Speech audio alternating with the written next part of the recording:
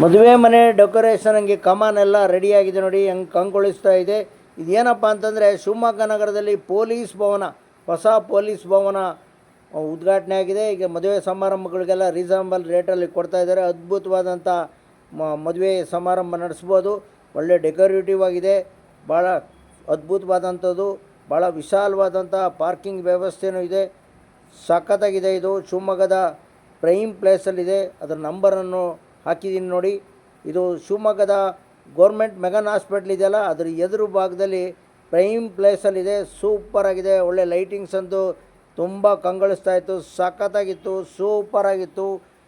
Hello ನಮ್ಮ ಶಿವಮೊಗ್ಗ ನೋಡಿ, ನಮ್ಮ ಶಿವಮೊಗ್ಗದಲ್ಲಿ ಪೊಲೀಸ್ ಭವನ ಅದ್ಭುತವಾಗಿದೆ, ಸಖತ್ತಾಗಿದೆ. ನೀವು ಎಲ್ಲ ಮದುವೆ ಸಮಾರಂಭನ ಏರ್ಪಡಿಸಿ ಇಲ್ಲೇ. ಹಲೋ ಎಸ್ ನಮಸ್ಕಾರ, ನಾನು ಶಿವಮೊಗ್ಗ ವಿರೂಪಾಕ್ಷ ಮಾತನಾಡ್ತಾ ಹೇಳ್ತಾ ಇದ್ದೀನಿ.